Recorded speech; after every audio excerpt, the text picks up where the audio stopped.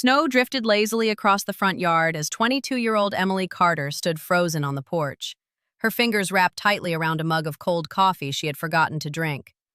Christmas lights blinked across neighboring houses, filling the street with warmth and color, but her own home felt darker than ever. She had no idea that within the next hour, everything she believed about her family would be shattered. The argument had started over something small. Her younger brother Tyler had crashed her car the previous weekend after secretly borrowing it without permission. Instead of apologizing, he insisted the accident wasn't his fault. Their parents immediately defended him, just as they always had. "He's under a lot of stress," her mother Diane had said while crossing her arms. Emily stared in disbelief. "Stress doesn't make someone take my car without asking."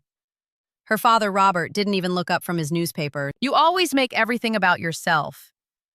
Emily felt the familiar ache settle into her chest. For years, she had worked 2 jobs while finishing college online. She paid for her own tuition, bought her own groceries, and even helped with household bills whenever her parents asked. Tyler, meanwhile, had dropped out of community college twice, spent most days playing video games, and somehow remained everyone's favorite. "I just wanted him to admit he made a mistake," Emily said quietly. "Enough!" Robert snapped. "You owe your brother an apology." Emily laughed bitterly. "For what? Letting him wreck my car?" Tyler leaned against the kitchen counter with a smug grin. "See? She's always acting like a victim." That sentence hit harder than she expected. Victim. After everything she'd sacrificed for the family, that was how they saw her. Emily walked upstairs before she said something she'd regret. She packed a small overnight bag, planning to stay with her best friend Chloe for a couple of days until everyone cooled off. As she zipped the bag shut, she heard footsteps charging up the stairs. Her father appeared in the doorway. "If you're leaving," he said coldly, "don't bother coming back." Emily frowned. "What?" "You heard me. I said I'm staying with Chloe for a couple of nights." Robert's expression never changed. "Then consider yourself moved out." Emily searched his face for any sign that he was joking. There was none. "Dad, you've disrespected this family long enough." Her mother appeared behind him but didn't say a word. Not one. Emily looked from one parent to the other, waiting for someone to stop this madness. No one did. Fighting tears, she picked up her bag and walked downstairs. She paused at the front door. "Merry Christmas," she whispered. Neither of her parents answered. The door closed behind her. 3 days later, Emily returned. Not because she wanted to, because every winter coat she owned, every childhood photo, her laptop charger, and nearly everything she possessed was still inside the house. She hoped enough time had passed for everyone to calm down. Instead, she found 6 black trash bags lined neatly across the porch. Her clothes spilled from one bag onto the snow. Her favorite sweater, the one her late grandmother had knitted, was soaked from melting ice. A cardboard box held family photographs with cracked frames. Another contained books she'd saved for years. Someone had simply thrown her life away. Emily's stomach twisted. She rang the doorbell. Nothing. She knocked harder. The curtains moved slightly. She knew someone was inside. Her phone buzzed. It was a text from her mother. "Everything you own is outside. Do not come back. We need peace for once." Emily read the message 3 times, then a 4th. The words blurred through her tears. She sank onto the porch steps, surrounded by trash bags that represented 22 years of her life. Snowflakes settled onto her hair and shoulders. Cars drove past, their passengers carrying wrapped presents and Christmas trees. Children laughed somewhere down the street. The world celebrated while hers fell apart. She called Chloe. Straight to voicemail. She tried again. Nothing. Her battery dropped to 1%. Then the phone died. Emily hugged her knees against the bitter cold. "What do I do now?" she whispered to no one. Hours seemed to pass. The afternoon sky turned gray. The temperature dropped lower. She knew she couldn't stay there all night. But she had nowhere else to go. As she struggled to lift the heavy trash bags toward the sidewalk, one split open. Clothes scattered across the icy ground. A framed photograph slid from the pile. It showed 8-year-old Emily sitting beside her grandmother, Eleanor, both laughing while decorating Christmas cookies. Emily picked it up carefully. A crack ran straight through the glass. "I'm sorry, Grandma," she whispered. "I tried." A gust of icy wind nearly knocked the picture from her hands. Just then, headlights swept across the driveway. A dark blue SUV slowed to a stop in front of the house. Emily assumed it belonged to one of the neighbors and kept gathering her belongings. The driver's door opened. A woman in her early 60s stepped out, bundled in a long wool coat and carrying an umbrella despite the snow. She studied Emily for a long moment. Then her eyes moved to the trash bags. Finally, she looked at the silent house.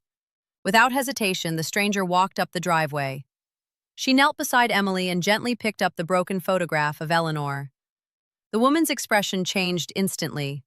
Her eyes widened with unmistakable recognition. Softly, almost to herself, she whispered, "Eleanor?" Emily looked up, confused. "You knew my grandmother?" The stranger didn't answer immediately. Instead, she looked back at the house, then at the young woman shivering in the snow. Her face filled with sadness and determination. Finally, she spoke words that would change Emily's life forever. "I think," the woman said quietly, "it's time someone told you the truth about your grandmother, and why I've been looking for you for almost 15 years. Emily stared at the woman, convinced she had misheard.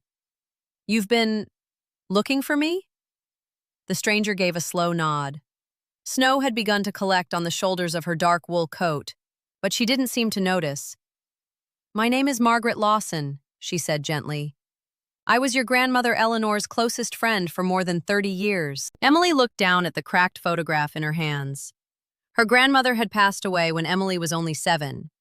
She remembered Eleanor's warm hugs, cinnamon cookies, and the way she always called Emily her little light. Beyond those childhood memories, there wasn't much left.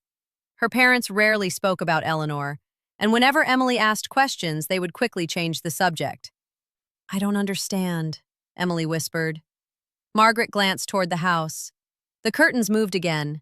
Someone inside was clearly watching. "This isn't the place to talk." Emily hesitated. "I don't have anywhere else to go." Margaret's expression softened.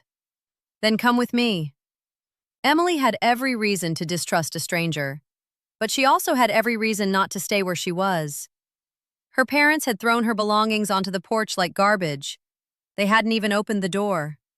After a long pause, she nodded. Margaret helped load the trash bags into the spacious SUV.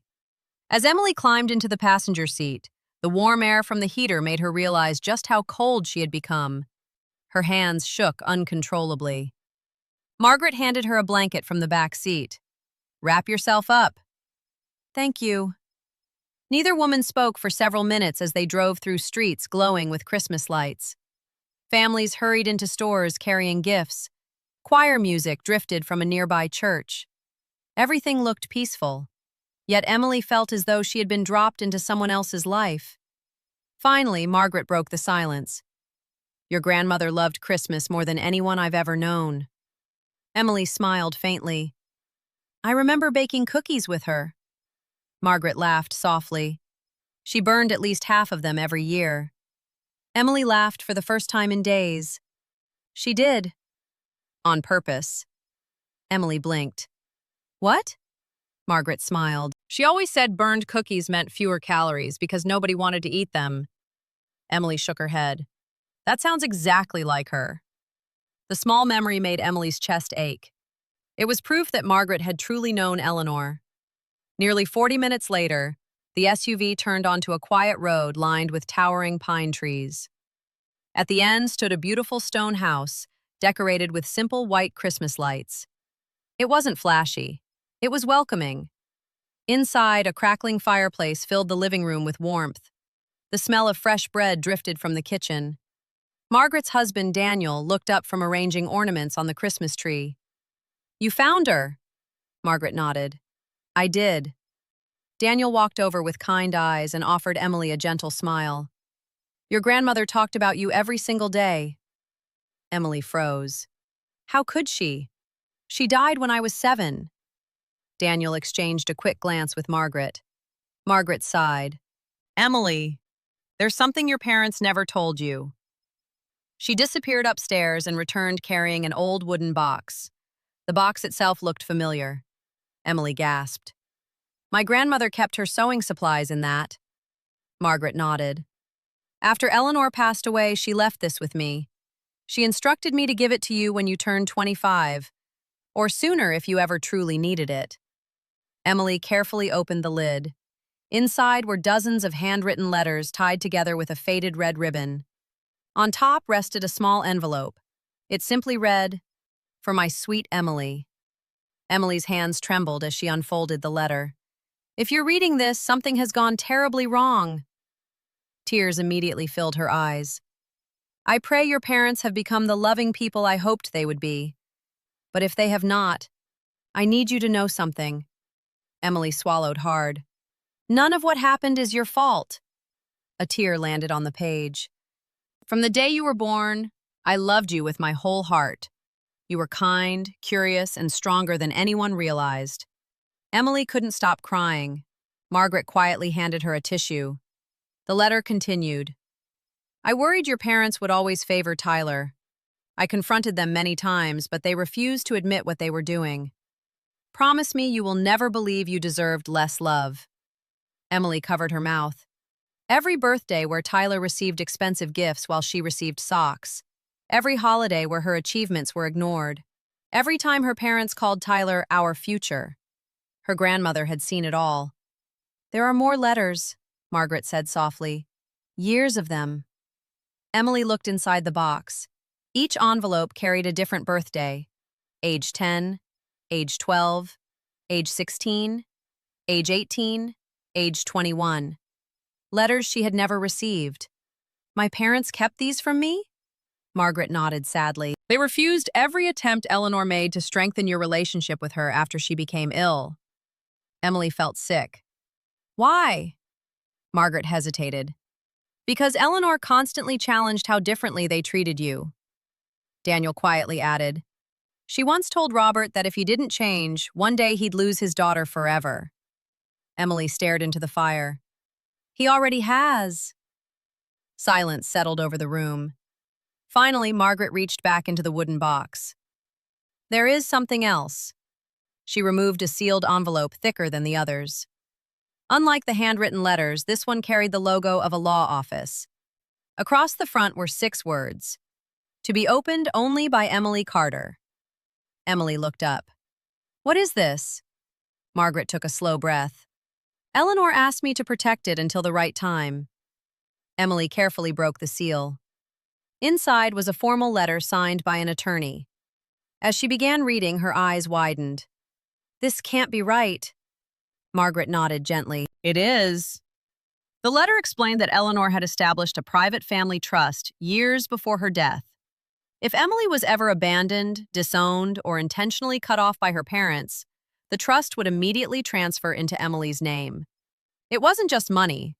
It included Eleanor's cottage, several investment accounts, and shares in a successful local business Eleanor had quietly helped build decades earlier.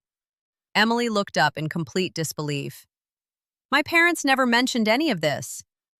They couldn't, Margaret replied, because Eleanor specifically removed them as trustees after discovering how they treated you. Emily's heartbeat echoed in her ears. There was one final page. It contained a handwritten note from Eleanor herself. My darling girl, if this document is in your hands, then life has been far crueler than I hoped. But remember this, a family is measured by love, not by blood. And sometimes, losing the wrong people is the first step toward finding the right ones. Emily pressed the note against her heart. For the first time since being thrown out, she didn't feel abandoned. She felt seen. She felt loved, and she had no idea that by the next morning, her parents would discover that the daughter they had discarded was now the only person standing between them and the future they thought already belonged to them. Emily barely slept that night. She sat by the living room fireplace in Margaret and Daniel's home, reading every letter her grandmother had written over the years. Some celebrated birthdays Emily had spent feeling invisible. Others offered advice for college, friendships, heartbreak, and finding courage. It was as though Eleanor had reached across time to comfort the granddaughter she knew she might never see grow up. One letter made Emily smile through her tears. Never let anyone convince you that your kindness is weakness. The strongest people are those who keep a good heart even after life gives them every reason not to. Emily folded the letter carefully and whispered, "I miss you, Grandma." The next morning, Margaret introduced Emily to Eleanor's longtime attorney, Michael Harris. He arrived carrying several folders filled with legal documents. "Emily," he said kindly, "your grandmother anticipated this possibility years ago." He explained that Eleanor had quietly transferred her cottage, investment portfolio, and ownership shares in a thriving family-owned manufacturing business into a protected trust.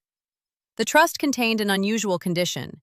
If Robert and Diane ever intentionally abandoned, disowned, or financially exploited Emily, they would permanently lose every benefit Eleanor had planned to leave them. Michael slid another document across the table. "This is the signed amendment." Emily scanned the pages in disbelief. "So, when they threw me out?"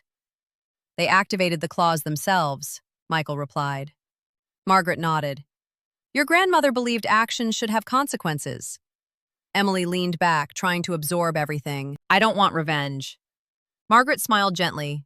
"Good." Emily looked surprised. "I want peace. And that's exactly why Eleanor chose you." Meanwhile, across town, Robert and Diane were celebrating what they believed would be a peaceful Christmas. Tyler lounged on the couch playing video games while his parents wrapped presents. The doorbell rang. Robert opened the door to find Michael Harris standing outside. "Mr. Carter?" "Yes. I'm here regarding Eleanor Carter's estate." Robert's face brightened instantly. "We've been waiting years to hear about that." Michael handed him an envelope. "You should read it carefully." Within seconds, Robert's smile disappeared. "What is this?" "It is formal notification that you and Diane have been permanently removed as beneficiaries under Eleanor Carter's trust." Diane rushed over. "That can't be right." Michael remained calm. "The trust became effective yesterday." "Yesterday?" "According to the evidence provided, you voluntarily forced Emily Carter from her home, disposed of her personal belongings, and severed your parental relationship." Tyler laughed. "So what?" Michael looked directly at him. "So every protected asset now belongs solely to Emily Carter." The room fell silent. "What assets?" Robert demanded. Michael calmly listed them. The lakeside cottage, the investment accounts, the business shares, the rental properties, the savings accumulated over 25 years. Robert's knees nearly gave out. That's impossible." "I'm afraid it is not." Diane grabbed the papers with shaking hands. "There has to be a mistake." "There isn't." Michael paused before delivering the final sentence. "Your daughter is now the legal owner of everything Eleanor intended to preserve." Then he quietly walked away. For the first time in years, Robert realized exactly what he had lost. Not just money, his daughter. Within hours, Emily's phone exploded with missed calls. Her mother called 14 times. Her father left 6 voicemails. Even Tyler sent a message. "Can we talk?" Emily didn't answer. Instead, she helped Margaret decorate Eleanor's old cottage for Christmas, exactly as her grandmother used to. Fresh pine garlands, handmade ornaments, cinnamon cookies slightly burned on purpose. The house felt alive again. On Christmas Eve, another knock echoed through the cottage. Margaret looked at Emily. "It's your decision." Emily opened the door. Her parents stood outside in the snow. Robert looked years older than he had only days before. Diane's eyes were swollen from crying. Tyler stood behind them with his hands shoved awkwardly into his pockets. Robert spoke first. "Emily, we're sorry." Emily waited. Nothing else came. No explanation, no acknowledgement of years of favoritism, just 2 words. "We're sorry." Emily asked quietly, "What exactly are you sorry for?" Neither parent answered immediately. Finally, Diane whispered, "We made mistakes." Emily nodded. "Yes." Robert stepped forward. "We're family." Emily looked at him calmly. Family doesn't leave their daughter outside 3 days before Christmas. Silence. Tyler lowered his eyes. Emily continued, You didn't just throw away my clothes. She held up one of Eleanor's letters. You spent years trying to convince me I wasn't enough. Her father began to cry. I know. No, Emily replied gently. I don't think you do. She wasn't angry anymore. That surprised even her. The pain was still there, but it no longer controlled her. Margaret quietly placed a comforting hand on Emily's shoulder. Emily looked at her parents. I forgive you. Hope returned to Diane's face. But forgiveness doesn't erase consequences. Their smiles faded. I need distance. Robert nodded slowly, realizing there would be no instant reunion. No amount of money can fix what we broke, Emily smiled sadly. No. She handed each of them a small Christmas cookie wrapped in red ribbon. My grandmother believed everyone deserved kindness. They accepted the gifts silently. But kindness doesn't mean pretending nothing happened.